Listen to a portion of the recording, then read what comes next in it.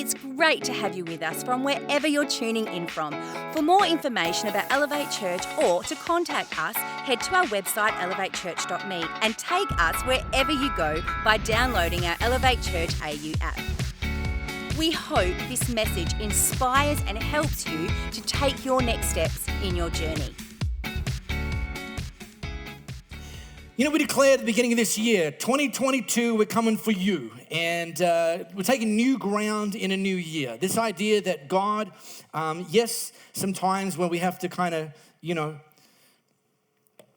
hold our ground, absolutely. Yet there's so much more that God wants for us. There's so much more ground, so much more promise, so much more of God's purpose and power and provision and lots of other great things starting with P.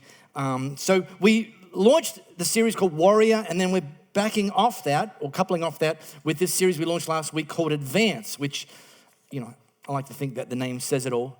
And last week I talked about the importance of wisdom, how we will advance if we place wisdom at the top of our list of things to want to grow in 2022. That knowledge matters and wisdom matters more. And Solomon wrote a whole book, well, we've put it into a book called the Book of Proverbs, and all wise sayings and observations from Solomon.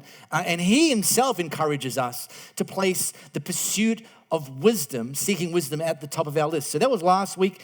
You can catch that on our podcast if you missed that. Today I want to talk about advance with work. Now, I could have called this advance at work, advance with your work, advance in your work. So it's all of those things, right? This idea that, for some people see work as a chore to kind of endure so that we can get to the stuff that we want to enjoy. I'm just living for the weekend. Is it Friday yet? TGIF, come on now. And, or the holiday, I'm just getting through the 11 months so I can take my holiday, or the retirement, bring on 65 for the only reason that I get to retire. I don't want to be 65, but at least I'll be able to retire. And I like to contend that, for many of us, we will spend our kind of eligible working years, spend about a third of our lives working. And that being the case, why not take more ground? Why not use work and allow God to use our work to take more ground in joy, in peace, in influence, in purpose? This colossally large chunk of our lives, God can and wants to use that. Now, today's just a one-off message, and it's very much a companion to a series we did probably about 2 years ago called Made for Mondays. And again, this is available on our podcast, and I think this was about a 4-week series. And we really try to bring out the idea that work's a gift, and work's an opportunity, and work's something that God wants to do something for us, in us, and through us in our marketplace, in our careers. Now, let me just start by busting what may be a lingering myth. Some of you, if you've been orbiting in the church sphere for any length of time, some of you may have heard this. I'm going to ask you in a minute if you have. Some of you may have heard this. Some of you haven't. And if you haven't, good for you, trust me. But you're about to hear it, and then I'm going to bust it. And so if you do hear it in the future, you'll be able to say, I don't think that's correct.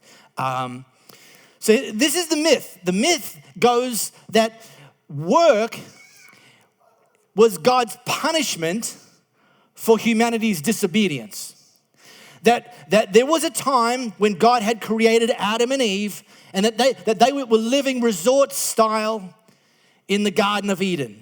They had the lounge chair, they had the drinks with the little umbrellas.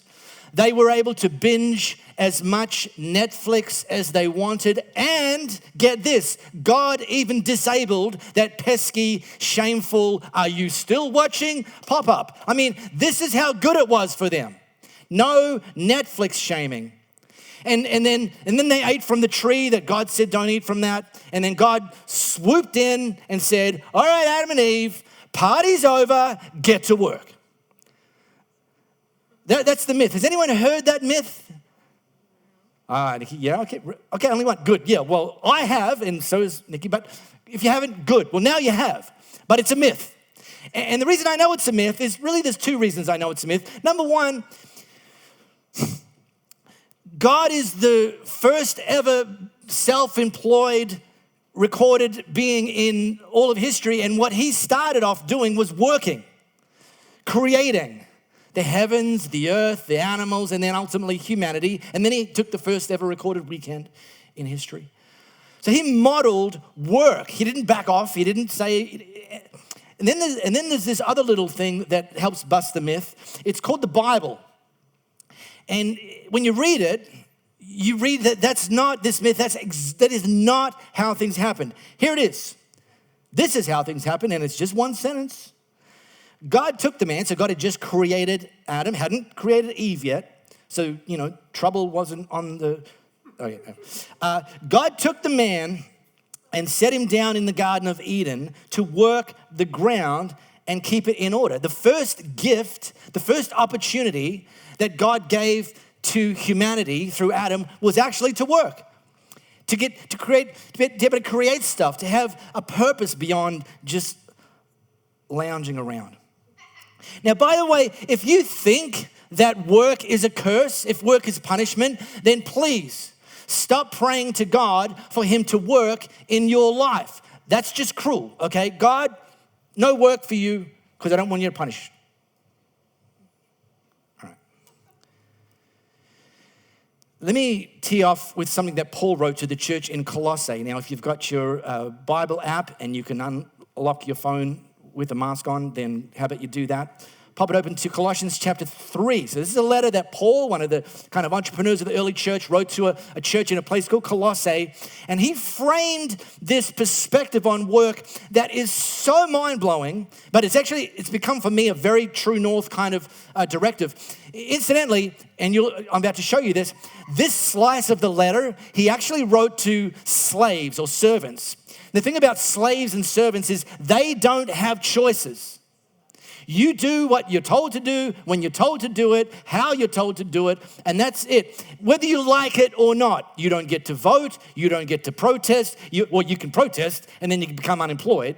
So he's writing to them, and this is what he wrote to this isn't what he wrote to the self-employed, to the CEOs, to the managing directors. He wrote this to the slaves or the servants. Servants, do what you're told by your earthly masters, and don't just do the minimum that will get you by. Don't just switch the screensaver off from solitaire when you hear your boss walking down towards your cubicle. Don't do the minimum that'll get you by. Do your best.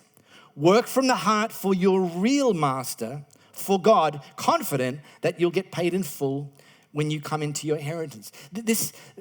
Paul's framing this idea that ultimately, no matter what our job is, no matter where we are on the food chain, that God is ultimately the one that we're working for, and we ultimately honor him by bringing our best into our work.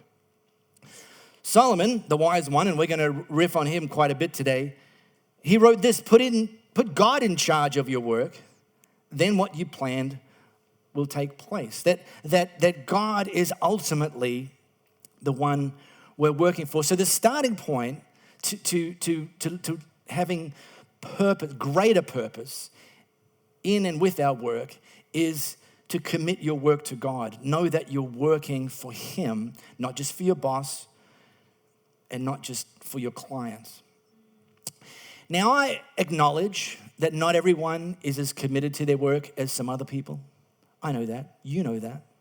In fact, this week I found some tweets from people who tweeted about how they got fired from a job in their past. Here's the first one. Called in sick to go to a Who concert. My picture ended up on the front page of the paper. It was hanging in the office the next day. Her last day at work. Well, this one. My friend vented on Facebook about how much she hated her job and accidentally tagged her boss. They fired her in the comments. Not sure if that's legal, but it happened. And this one. When my boss caught me dozing at my desk, I raised my head and slowly said, Amen. I'm not sure that's about how you commit your work to God, but anyway. I like something that Martin Luther King Jr. said. He said, if a man is called to be a street sweeper, he should sweep streets even as Michelangelo painted, or Beethoven composed music, or Shakespeare wrote poetry.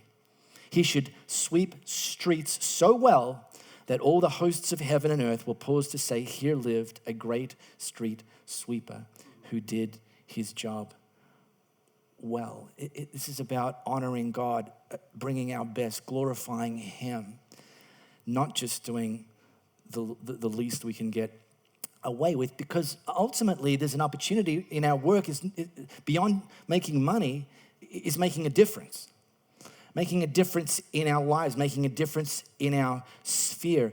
And this might sound a little antithetical, but God can even use you in a job that you don't enjoy. Because I'm not going to ask you to put your hands up, but possibly some of you are currently in a job you don't particularly enjoy, but God can still use you in that. It might not be that you're in that job as a life sentence.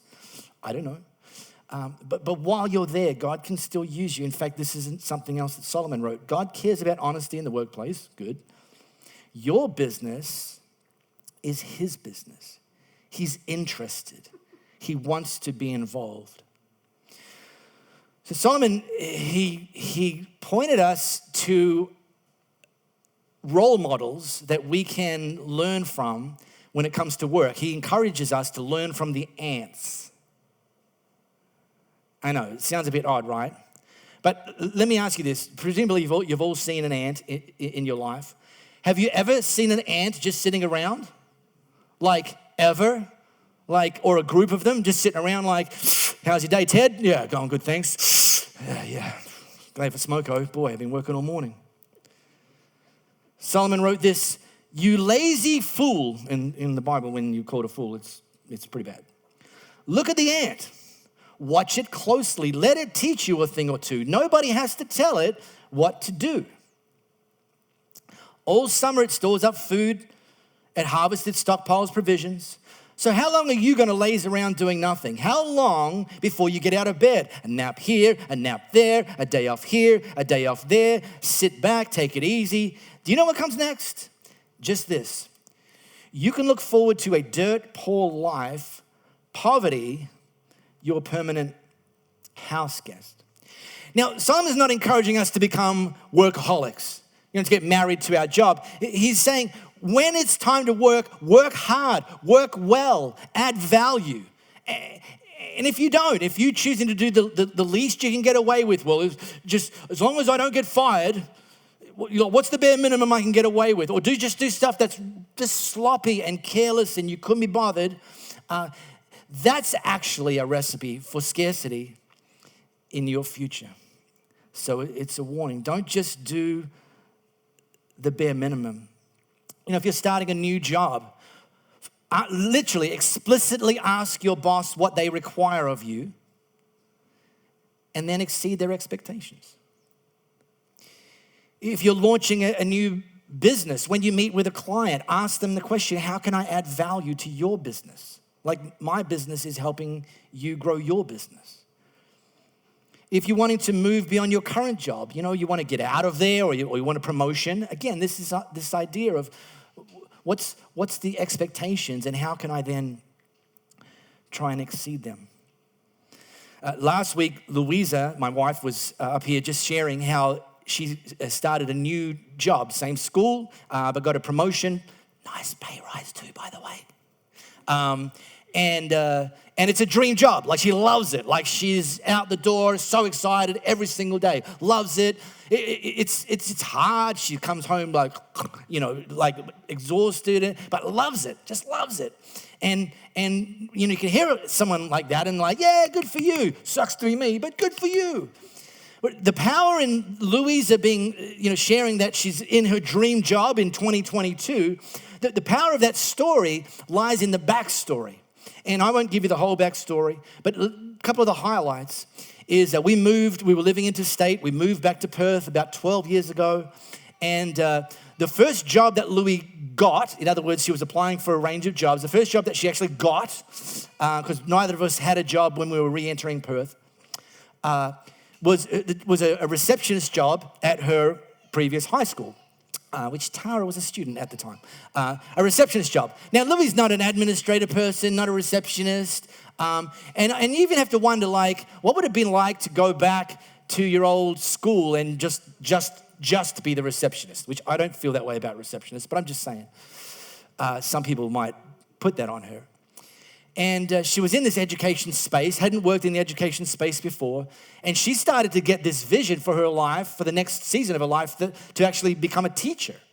So in addition to working full-time, she enrolled in university studying part-time, although took on extra loading, and she worked all day and studied all night, every night, all weekends, Saturday, Sunday, late, pulled some all-nighters, as and when required. And got her qualification as a teacher. Started her first job in a primary school setting, hated it. Didn't hate the kids, didn't hate the teaching, she just didn't like her boss very much. Which, by the way, is a leadership clue. If you're in leadership, is people often leave leaders despite liking the job because they don't like you. It's true. But here's the thing. While she was in that job, working for somebody that she didn't like, she prayed on her way to school every single day, how can I add value to this school? Because I'm ultimately working for God, my real master, and I want to honor him and bring glory to him. That was her attitude every single day on the way to work. She continues studying. She's got 4 degrees now. It's like, anyway, it's humiliating to be married to her. So. And then moved into a high school teaching job and liked it, but was wanting more opportunity, more influence. Well, fast forward is now she's the head of years 10, 11, 12, something at one of Perth's largest high schools. I don't even know where it is. She just leaves and comes back. It's in WA somewhere. But the Louis' superpower to be now enjoying her dream job was that every single day she knew she was ultimately working for God. And every single day she would ask the question, God, how can I add value in my role today? How can I add value with the students? How can I add value with my colleagues? How can I add value with the principal? How can I add value when I interact with the parents? How can I add value? When you add value, people like that. They like that. Everyone likes that. Contrast that with something that Solomon wrote. And I love this. The Bible's hilarious. The lazy person claims, there's a lion out there. If I go outside, I might be killed. And you read that and you're like, what? Well, let me translate that for you. It's not my job. The lazy person exclaims, it's not my job. The lazy person exclaims, I could be bothered. The lazy person claims, what do I get in return? Well, first of all, a paycheck. But the person that understands they're working for God doesn't ask these sorts of questions. See, you can either make excuses or you can make progress, but you can't make both. And so we progress when we ask this very simple yet very powerful, very profound question, how can I add value? Not what's the least I can get away with here. How can I add value? Michael Jordan famously said, winners always want the ball. So here's a key question for you, for me, in our work. Again, we're not talking about becoming workaholics, but when we're working, how can I add value? Now, little bonus tip, and it was a clue in Louis' story, is one way to add value is to make yourself more valuable. And we make ourselves more valuable by growing in our capacity, by ongoing. Here's what I like to say to people. Become the CEO of your own personal and professional development. Put yourself in courses. Send yourself to webinars. Buy books for yourself. Listen to podcasts that will invest in you. And as your capacity grows, you could even be doing some of the similar things in the similar role, but now you're doing them better, more effectively. You've adding more value because you've made yourself more valuable. And here's the little bonus tip that I want to nearly end on, is don't merely invest in the technical aspects of your job, career, business. Also invest in your interpersonal and leadership skills. Because you can be the best in a technical sense and people can't stand you, and that will be your lid, not the technical side. So do both. And I'll give Louie the shout out for this. She very much does both. And I'm going to say something that I'm not trying to run her colleagues down by saying this, but Louie tells me that there's a number of teachers in her sphere who are very good teachers, but very limited humans. And it's this that's their lid. It's this that causes them to get frustrated. It's this that causes other people to get frustrated. And so Louie's journey has been very much one of improving the technical side of things and the personal leadership side of her journey, and do both. So final word from Solomon here. You know the good thing about masks too, by the way, like you can't fall asleep. I mean, if they were like eye masks, anyway. Well, you can, but I'd know. Solomon wrote this: a hard worker has plenty of food, but a person who chases fantasies ends up in poverty. The trustworthy person will get a rich reward, but a person who wants quick riches will get into trouble. So here's what I want to do before I hand over to myself is I want to pray for you if you want to advance with work, in your work, with your business, in your job, whatever that advancing looks like, by the way, because you'll know, it could be a promotion, it could be a different job with another company, it could be that you have a business and you're wanting to grow that this year. If just that big idea of in 2022 having opportunities to take new ground in your work arena, if that's you, how about you stand and I want to pray for you. And you know your story, God knows your story. I'm just going to pray for the sort of stuff that I think will help this become a reality for you this year. So God, I thank you that you bless us with the opportunity to work, to contribute, to create, to add value, to live with purpose. And this year, God, we commit our work, our careers, our business to you, and better recognize that you're ultimately who we work for. You're ultimately our master. You're ultimately the one that we're serving.